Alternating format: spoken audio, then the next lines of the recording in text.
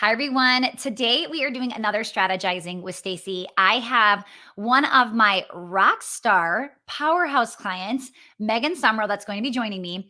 Now, the way that I only do these with clients, and the way that Megan kind of earned this coaching session with me, she's just the only one today, is she created a $50,000 funnel, which I believe she's going to come on in a minute, which I believe since we've gifted her this, she made $100,000 funnel, which is even more exciting. So I'm so grateful. She's going to be asking questions and we're going to be doing some coaching and diving into the funnel and what's working and what's not and what does she need.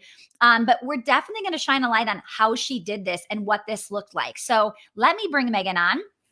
Megan, welcome. So excited to have you. First, congratulations. How does it feel to have now a $100,000 funnel? It's funny. I have to stop every now and again and go, okay, this is a big deal because you pick some number, right? Yeah. And then you get there and it's like, well, now what? Yeah. Or you're like, well, now I wanted 200,000. Now I want 500,000, right? So it's hard to just be grateful sometimes and acknowledge your hard work because it can just feel like, because I know you and this is great, but you want more and you want better and you want higher converting. You're like everybody else, right? So we have to just take a minute and just say like, congratulations, this is huge. And the best part is they say the hardest is 0 to 100. That's the hardest. I believe it. So you just did it. And now it gets to get a little bit easier, which is exciting. Yeah. So Megan, for people that are listening, can you just tell everybody a little bit about your business so we can kind of follow that journey? And why don't you share like what this journey has looked like for you and talk about where you were a year ago from now? Yeah. So it's, no one wakes up one day and says, I'm going to leave my corporate career and start a business. But that kind of happened to me over an evolution. And so it was about a year and a half ago is when I really decided I wanted to build this business. And my background's in software, IT. I geek out on all things systems, processes, which is why I loved you so much. And we're two peas in a pod. Yeah. And what was interesting was, all those years in corporate doing this for large scale IT companies, I got a passion for it, but I never recognized there's a need for this in the world. And so when I then became a mom and was trying to juggle career and motherhood and all that, I'm like, well, this is very different than how I managed my time ever. So I kind of threw everything that I had been doing away, went back to the core principles of how do you manage your time? How do you control your calendar? How do you set boundaries? And really came at it from a very different angle. And friends and family started noticing like, wow, you look happy again. You look rested, you have joy in your life. And I was like, well, I'm doing it so different than I'd ever done. So I started helping some other women that I knew and spoke at some local conferences. And I just realized I'm like, this is what I love. Like, this is it. So I left corporate and just said, I'm going to pursue this. And so now here I am. And it did not start out very well at all. And I think that's for everybody, Yeah, right. It's always messy in the beginning for sure. So you just had talked about a year ago, in 1 week, 1 year ago, we did our first on-air coaching call together. So tell everybody like where you were a year ago, what that looked like, just so we can see that transformation. Yeah. So a year ago, I guess I'd just been working with you for a couple months at that point in the foot traffic program. And I had, at that point, I tested out this program. I knew it worked, but I just didn't know how to now scale this and make this grow. And so a year ago, I had just done a launch that I was really excited about because it was my first $5,000 launch prior to that, and had just entered into my first summit. And my list exploded to the tune of 1,600 names in 24 hours. And I remember having the conversation with you because just a few weeks before I'd gotten the actual funnel in place of like what to do, how to create the freebie, how to have a nurture sequence.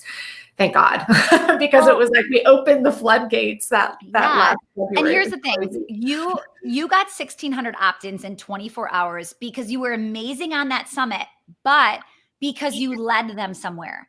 And, a few months prior, you would have been amazing. I'm sure you would have gotten people to go figure out where to find you and buy your stuff, and something would have happened. Like, we are not taking all this credit for this. This is what happened. But it's that combination of being yourself, putting a great offer out there with a great call to action, and having that funnel ready to go. And you filled 1,600 people and made some money, I remember, Yep. off of that. So that, and that was just like the first win that I remember with you specifically.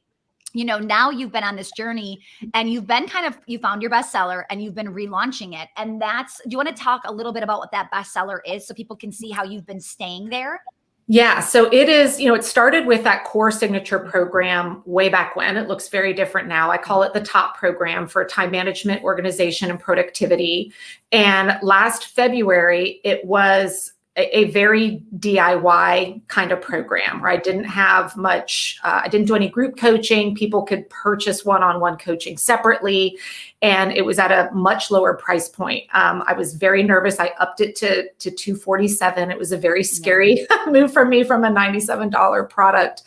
And as entrepreneurs, we come up with great ideas all the time, right? And I'd listen to you coaching someone and I'd be like, oh, I got to do that. And then every time I'd get on a call with you, you're like, no, no, this is your thing. I do remember a little shiny object. And I was like, wait a minute, Megan. No, come back. And I'm sure in the moment it can feel scary. Like, do I really trust her? Like, do I really? Because it feels like I'm holding you back sometimes, but I'm holding you back to make you sit there to say, like, there's more coming. Just wait, stay in your zone of genius.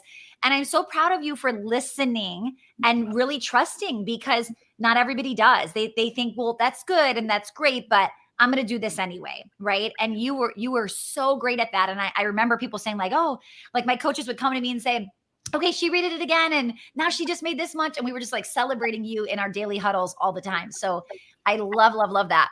So now you've got 2 levels of this program, correct? Yes. So now it's evolved into, I still have the DIY program, which is now at a higher price point because I've built in a lot more content in it. I've actually built a physical product that goes with it as well. And then now the VIP program includes the actual group coaching. And I remember last year it was, I'd been doing more the one-on-one coaching and I liked it, but it's hard to scale, but it was also a great revenue stream. And then the pandemic hit. And so, like a lot of women out there, suddenly now I'm a teacher, which was so great.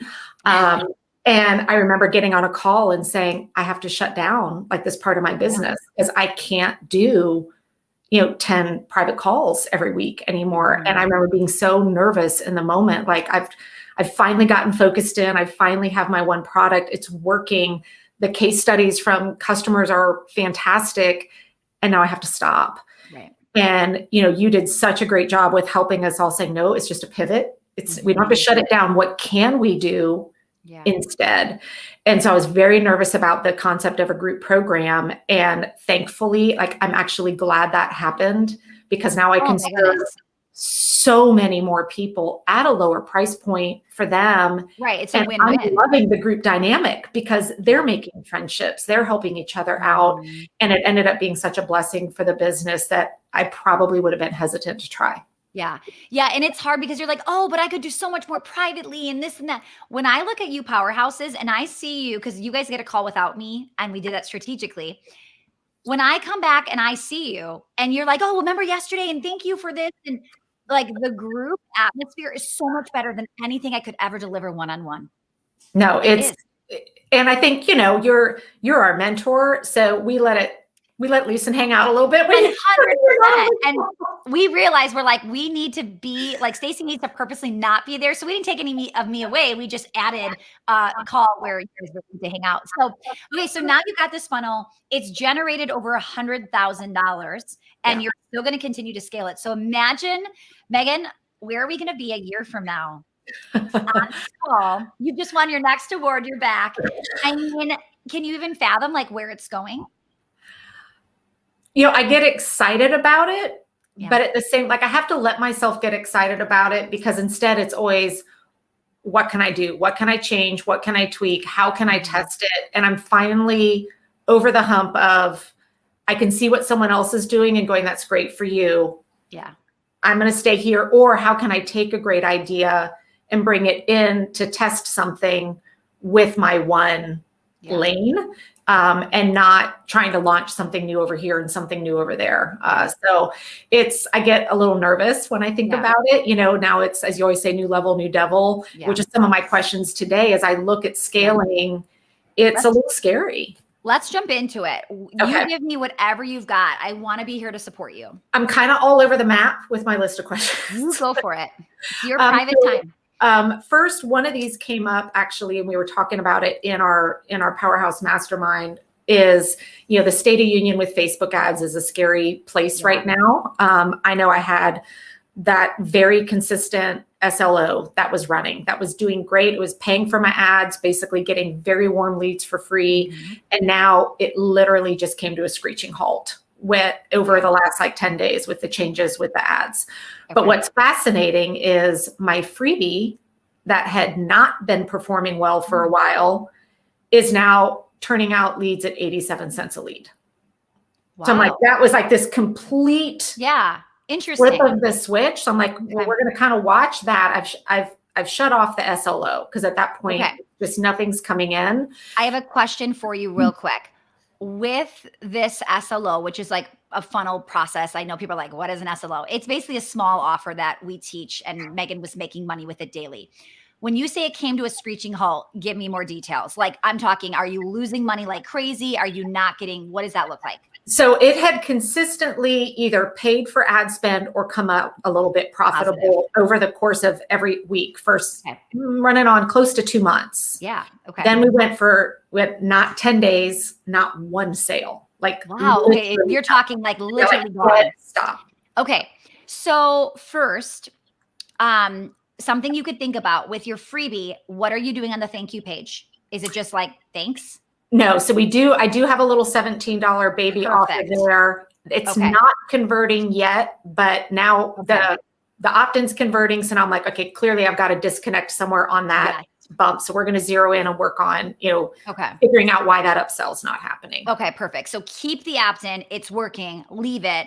What can we do more clearly for that second page to get that price point converting? Okay, cool. Yeah. And then my next kind of thought with all this is, with Facebook being so, who knows, with ads, where might be the next good place to think about actually spending dollars? So when I look at two options for me where I'm at today, I've got a large presence on Pinterest, but I've never run ads there. I get a ton of traffic, but I know nothing about ads.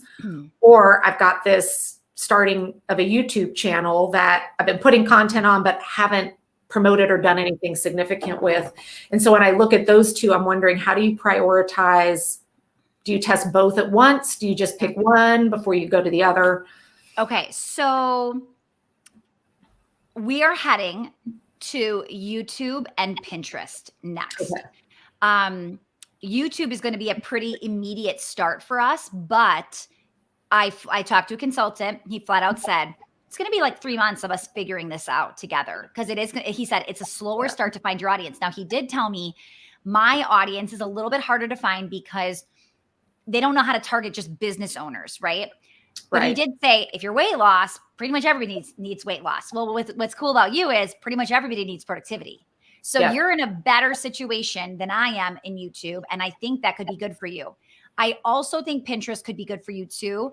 Pinterest is good with more of the freebie than it is with the small little offer. So are you going to be doing both of these in-house, or are you looking to outsource?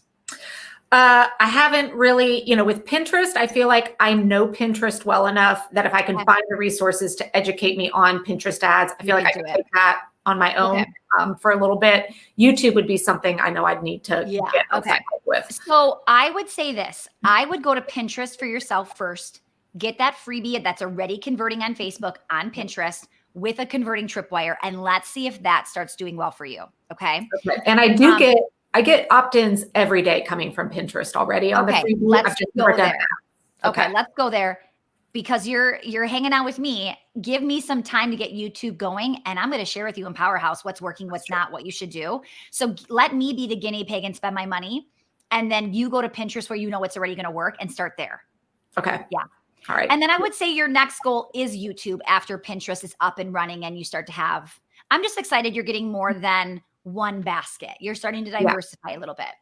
And I think, in a way, as much as I hate this Facebook thing happening, I feel it's kind of good to go, all right, you gotta branch out. Question for you with your ads on Facebook. When they came to a screeching halt and you turned them off, did you ever turn them back on and test new? We have not. I just turned them off like 4 or 5 days ago. Okay. I would see a small test if you were to like recreate something or change something up, like I would do a small test of, was that a fluke? Because we were doing something too the other day and it wasn't liking us. We went too high of a budget. It was out of our normal range and the ad wasn't working and we turned them off. And then we restarted different ads the next day and those started working much better. Interesting. So don't just give up completely. I would see what your Facebook ads manager can do, or just bring up like, what's a good idea to pivot here to try again and just start with a small test. Okay. All right. Because my SLOs are still working and I don't think it makes sense for you to all of a sudden yours not. Yeah. Okay. Now with the, I've not done a great job to date of setting up like full board Google Analytics to truly know like where every person is coming from. So I have my standard freebie opt-in that which is my Ditch the Overwhelm cheat sheet, and then it has the order bump on the end. So when I am sharing that out, it's being shared out on Pinterest. If I'm on a podcast, I could, go grab my free cheat sheet here. So I've got multiple places it's coming in. I'm wondering at what point do you create either separate URLs or clone the funnel? Like how many clones of this same funnel should I have so that I'm tracking better? Yeah, I wouldn't go overboard, but I would start to do like buckets. So let's say, how do I say this? Like you could do one where it's like your organic traffic. It's if you put it on Pinterest organically, if you put it on Facebook organically, meaning you're not paying for it, it's just like a separate link. So you can see what organic is doing for you. Okay. And then I would have a separate one for your Facebook ads. And I would have a separate one for your podcast. For the podcast. Okay. Yeah. Because to me, organic and the podcast, I mean, they're both organic, but it's just a little different. And I would want to know, like, man, is your podcast converting well that we need to be, doing a little bit more over there or anything like that? Yeah. And if that's where the big one is, I'm like, I wonder if this came from the podcast. I wonder if it came from Pinterest. Right. Like, Yeah. So. I mean, now eventually you can get so like detailed that there could be one Pinterest, one Instagram. I just don't want to overwhelm you quite yet. Do I believe that the biggest names are doing that? 100%, because they have the manpower to do it. With a small team, it's just not feasible quite yet. So I would say get a couple of them and get the main ones going. Okay. Especially if you're going to invest time. Like, let's say you're somebody who's investing time in pop-up Facebook groups and other people's Facebook groups, and you're going in there and you're engaging and you're hoping people click on it. If you're spending time over there, then yes, get a separate one to see, should you be spending time over there? You know what I mean? We've got to start to ask ourselves, like, what's worth the time and what's not? No, that's a good point. Okay. Along the same lines with those funnels, what are your thoughts on having a couple different flavors of a freebie that all point to the same order bump? Yeah. Yes, 100%. Now, the thing that scares me with the order bump is you're saying it's not selling. So is it the order bump itself that's not doing well? Or do you think it's in certain places it's sold like wildfire? Okay. So then how do we go back and look at when it sold really well? How do we go back and see what would be a cool freebie to make that same type of content like lead nicely? Yeah. So for you, you've got your one thing, you've got your bestseller, you're keeping it. What you get to experiment on all 2020 is top of funnel, feeding and fueling that funnel.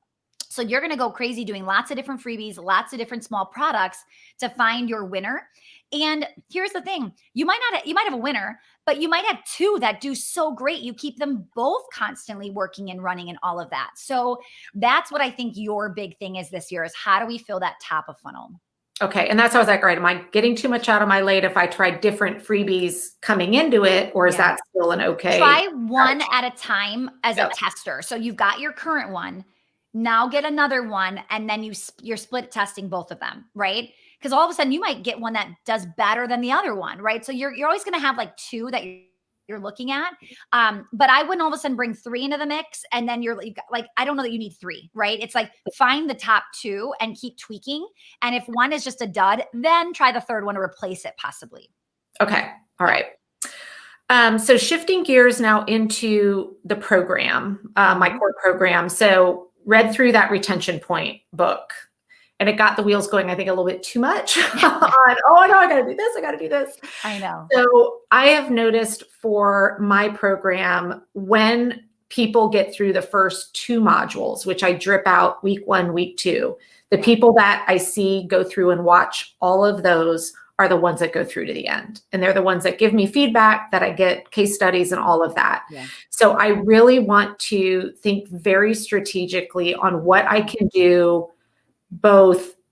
Well, first, let's take, once they've purchased the program, what I can do in that first week, knowing when it comes to customer facing, I'm still a one-man show. Yeah. How to really get connected with the new customer, get them excited about getting in, doing the first module. I did build in one of the trainings that you guys did was actual email nurture sequences for your customers, which I was totally did not have. So now at least I've got that in place where I'm reminding them, here's what you're learning this week. Don't forget to go back in. But I'm just trying to think strategically about what can I honestly take on to really get people up and excited, get them in there engaged. So the biggest thing you have to like think about is how we consume content and what makes you want to go on to the next one. So I can't remember what show this was. I can't, something on Netflix. I basically had to stop the Netflix show halfway through the show because if I got to the end, I was for sure watching the next show. Do you see what I'm saying? Yeah. Like literally I had to train myself, like, Stacy, you don't have the willpower to watch the thing to the end. Like you don't. So the thing here is the psychology behind like that hook, right? That hook is what gets you to keep going. So how, and I bet a lot of people listening are not thinking about this. What is the hook in module 1 to get them to want to click on module 2, right? If going through module 2 is like somebody that sticks with you, how do you get them staying, right? How do you hook them? The reason we do customer nurture sequences is because I don't need you to just buy my program. Like you just said, I need you to go through it so I can shout you out as $100,000 client. Like that's exciting, right? So I need to figure out how to get into your head to think, I better get in here, right? So we're thinking about sharing those testimonials in those weekly wins and right? Like saying, you bought this amazing course. Look what people are saying about it. Get in here now. Okay. So when somebody buys your product, program, or service, you still have to sell them to use it, to show up, right? To do all the things. So that's what I would start to ask yourself is like, where can we get better? And that might be, throwing in little teasers or hooks or extra videos to get them to like understand. I'm about to create something, of the 6-week program that we're going to be doing very soon next week. And in week 1, I strategically have given you a tiny bit of something from like week 3 and week 5 and whatever. And I'm like, oh, more to come on that later. Like, and I do that in my boot camp too. On day 1, I'm going, oh, that'll be on Tuesday. That'll be on Wednesday. I need you to know that there is good stuff coming without just being like, there's good stuff coming. Stick around. That's not good enough. You have to like really give them that hook. Okay. Now, when I think about the boot camps that I've been running, so I have my next one coming up in March. It's the first time I'm switching to the paid boot camp in hopes of just getting a more engaged, people that are serious about being there. I'm trying to think through what I can do to provide more of a personal high touch experience with just being one person to a large, the only thing I feel I've done well in the past, I do address every question that comes through on their homework every night. So they see that. Yeah. But how to kind of identify who might be a really good potential client in there to give that extra touch to. How many people have been coming through the program when you launch it? So the last boot camp had 950. or 980, but it was just, that was when it was still free. This time it's going to be $5. So I still expect a good number because it's not. So are you saying high touch for the boot campers or high touch for the buyers? So I'm looking at trying to find a way to be more high touch for the very engaged boot campers, that if they're that engaged during the boot camp, the chances of them then becoming a paid client, I feel, are probably better. Okay. Well, the cool news is by adding a $5 fee to your challenge, you've just majorly lessened the amount of people coming through, which means you'll be able to give a higher touch. So one of the things I did in my last boot camp was I sent a video. We didn't do this to everybody because we had too many for me to do, right? I sent a video to the people that bought the third tier, because then they're really high level. They spent, I think, over $100 altogether. So I did a personal video that I recorded on my phone, like, hey, Megan, I'm so excited you just signed up for the boot camp. We start on Monday. Your accountability coach is going to be Erica, so make sure to connect with her. She's looking forward to reaching you. But we're here to help, support it anyway. I'll be there live, so I'll see you Monday. And people were like blown away that I did that video, right? And I said their name because I wanted them to know I am recording this for you. And they were like 16-second videos. Okay. Like, look at how fast I just said that. Right.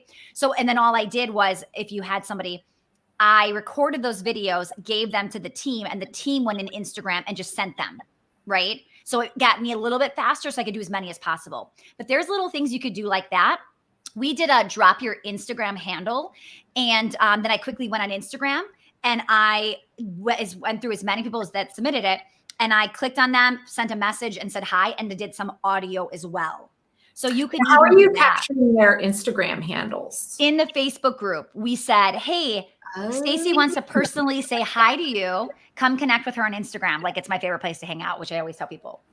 Okay. Oh, I like that. Yeah, because now I'm stuck with, if I want to, I've done some videos before, but I have to go figure out who they are, and it's email. And I never know, it's like they don't even open it. Yeah. And then not everybody submits their Instagram handle, right? So it's like now even less people are doing it. So I did it for like an hour one day and I was done. And they were blown away. I guarantee you it made, like somebody replied back and said, I was already so impressed by you and how organized you and your team are. I cannot believe you just sent me a personal video.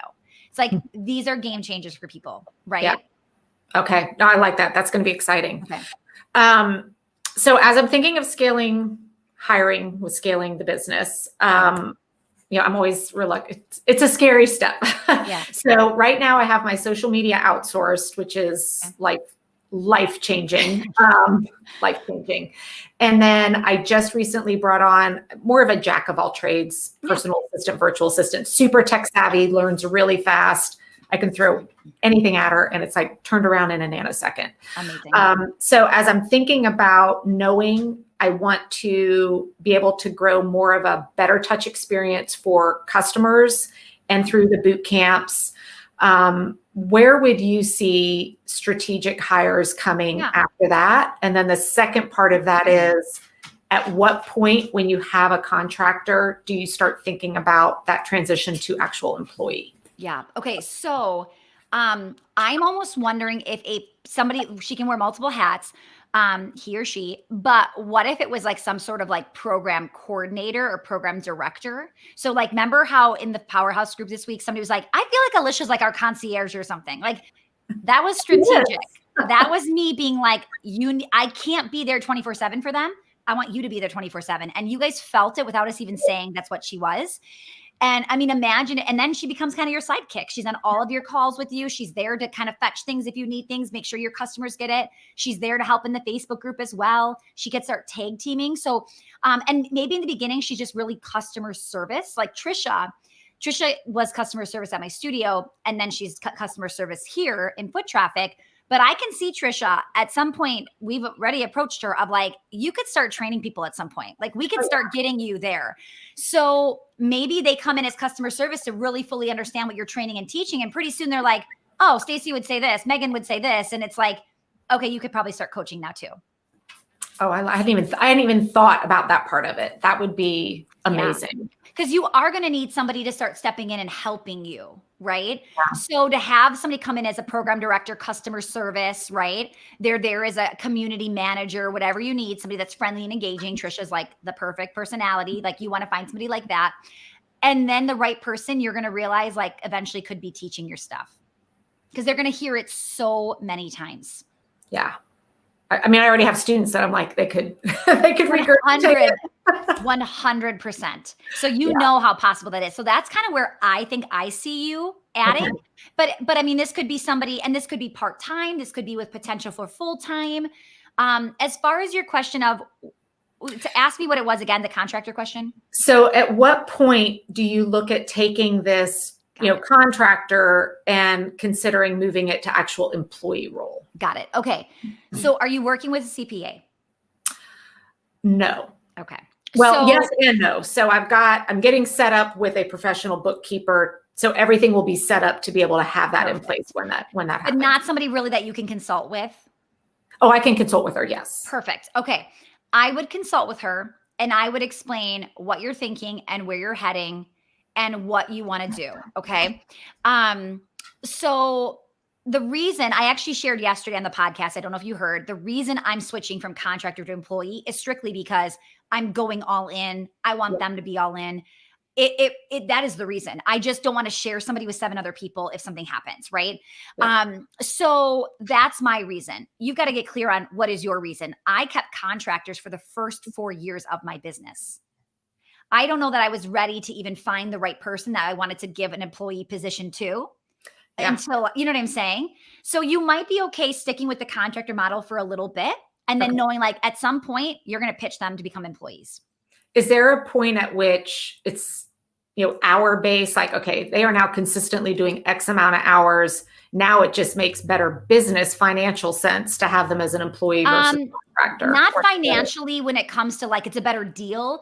Legally, as in the IRS could be very unhappy if you are not following the rules. So it's not about money. It's about, does the IRS think she's a contractor, or are they going to say this is an employee being paid as a contractor and they can come back to you with taxes?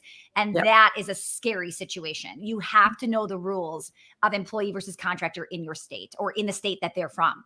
Right. Okay, good. Because I was worried. I was starting to feel this pressure of like, oh, do I need to switch these people to employees? But I'm not comfortable. I don't feel. As long as they are legally contractors and you are doing it correctly, there is no pressure to rush into this already. I mean, I just did it really the start of my 4th year into my 5th year switching over. So you've got some time to figure out how you want this to go. Because Megan, once you switch to employees, there is no going back. No going back. So you want to make sure that this is a fit for you and you want to head this route before you just jump on it. I was waiting for it for a while and then I was positive at the end of it. Okay, good. That makes me feel better because I was thinking, should I? And I don't feel comfortable with it yet. And I feel like if you're not comfortable, don't do it yet and just follow the rules and you'll be fine. Okay. All right. Do you have one more question for me? Can I put you on the spot a little bit? Yeah, go for it. Okay. So you know my business pretty well now since we've worked together for over a year. If you is there anything that you see that you just want to go, I wish Megan would ask me this so I could just tell her, don't do that. Okay. Okay. No, I love it. I think with you, and this is normal, but I see it and I'm going to just say it anyway. And you know it. We've got to get you used to being uncomfortable. Like I can feel when I'm like, spend this much. And you're like, I don't want to spend this much.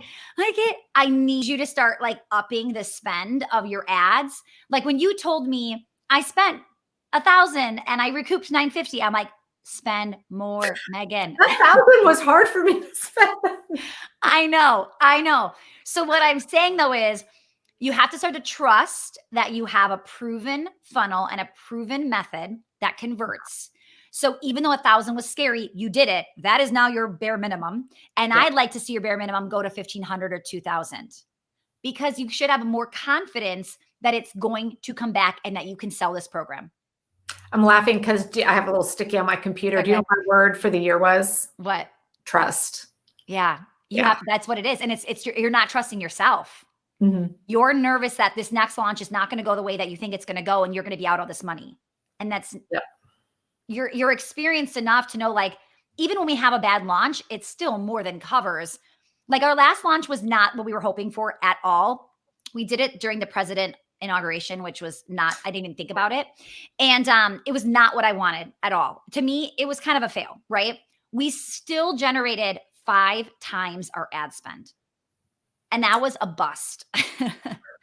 Do you see what I'm saying? Like Yeah. you could still go all in and even spend 2,000, and worst case, you break even. And I don't even think that would be your worst case. I think you No, would I still don't make a think little it bit of would be. money.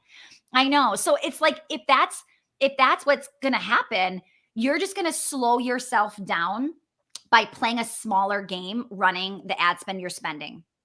Yeah. Not that it's not working and you're not successful, but I know you and I know you want to go big, and that's all I'm seeing from you.